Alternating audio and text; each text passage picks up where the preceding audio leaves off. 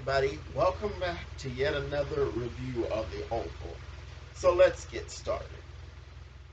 So Barry has just told Nancy, okay, I killed Ruth. And basically, he was just humoring her because he was aggravated at her, you know, not believing him. She's just as insistent on believing that he killed Ruth.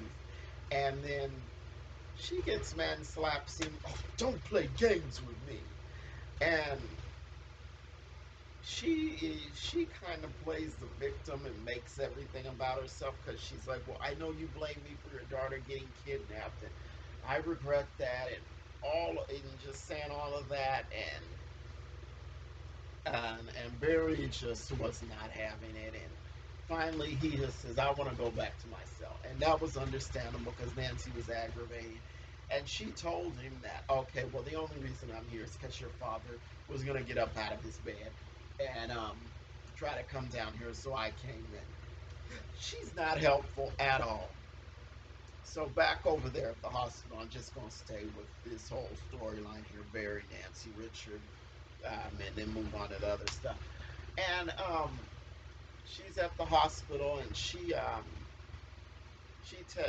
like, "Oh, I don't want to talk about Barry," but she does tell Richard about what happened, why Barry drove into the pharmacy.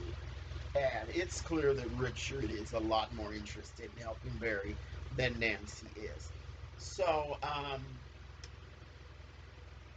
what was next up with Barry? So, so, uh, so I think it was the DA. I think she was the DA. I'm not quite sure. She was talking to the officer that's been handling Barry's case, his issues, and she was telling him, well, the gun belonged to Picky, and I'm assuming this they're still talking about the gun that Richard and Barry fought over that got that guy shot. I'm assuming they're still talking about that because they were talking about a car too. And and she's saying, well, the gun belonged to Picky, and and and since it belonged to him, Barry can just say, well, Picky was in my car because that was Barry's cousin. And she's like, and then if he says that, we'll have nothing. And then she lets the officer know, that knife that Barry had under his jacket that had animal blood on it. The blood was animal blood, and there wasn't a murder. That body was not Ruth. It was some woman from Ohio. So now Barry doesn't have to worry about that now, and unless he does something else stupid, all he has to do is worry about the pharmacy mess.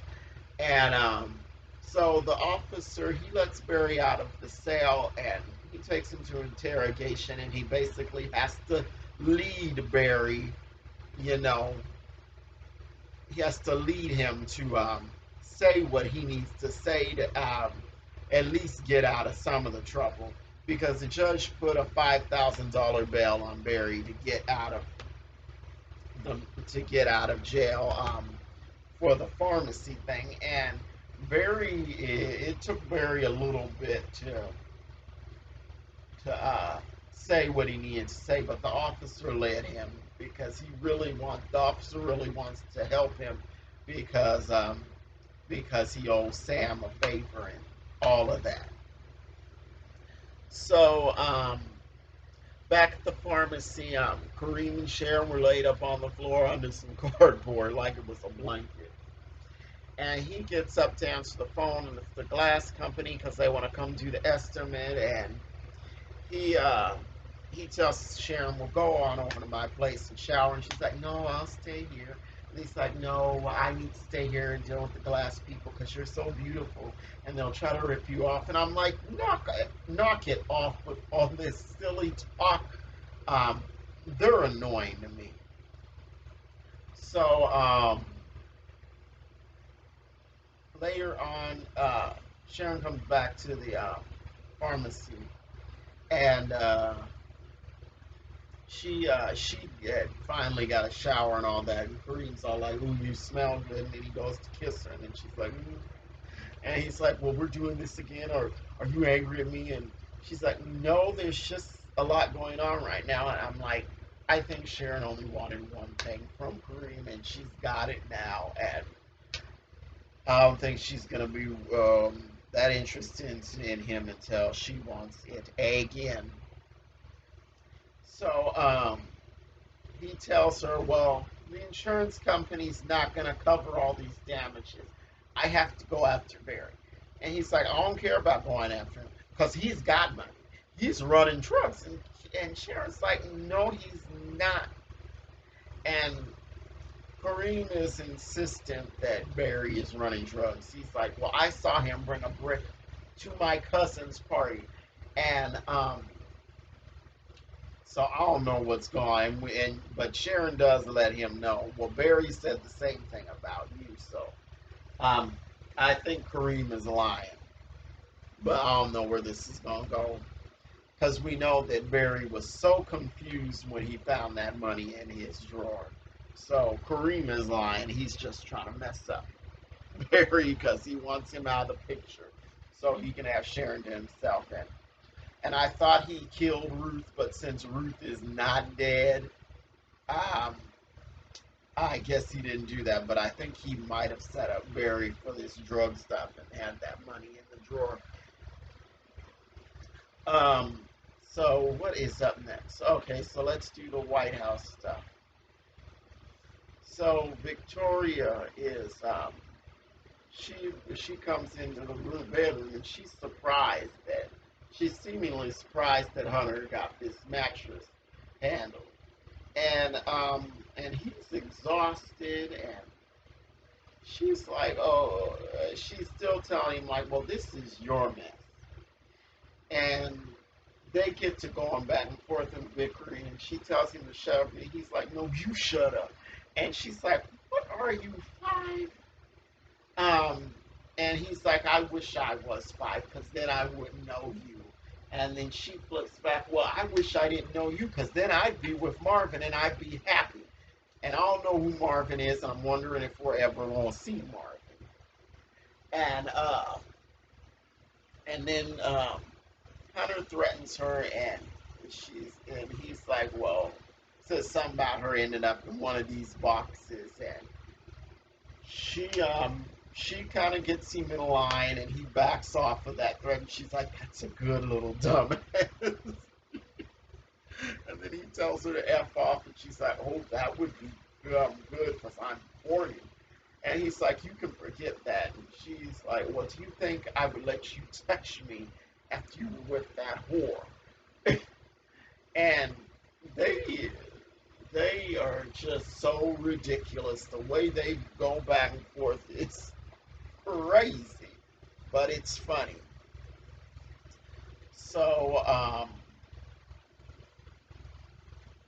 so let's just talk about Sam and Priscilla, because we got a scene with them at their home, and Priscilla was so tired she didn't want to go to work. She's like, "Can't we just stay at home and stay in bed?"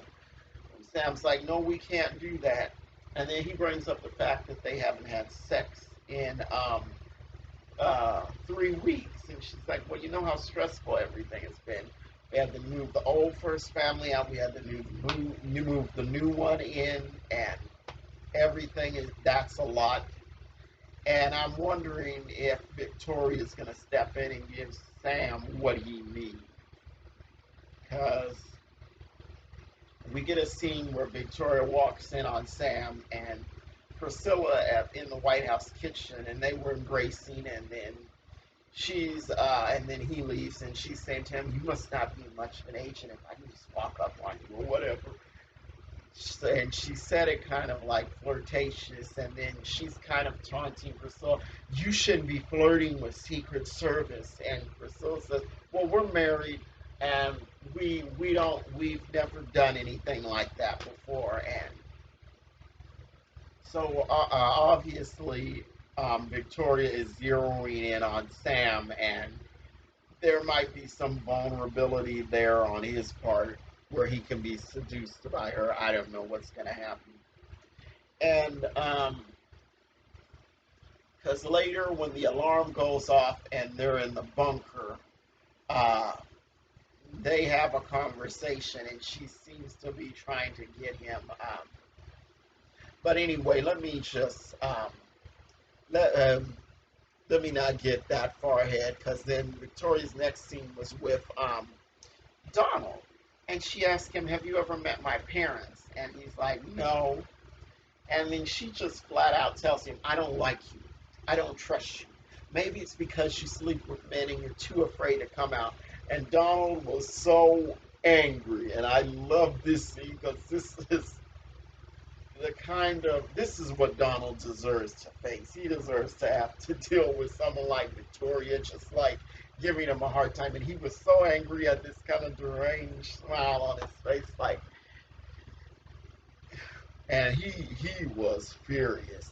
And she Victoria wants briefings. She says Hunter's not to be trusted on anything to do with war, national security, or the market.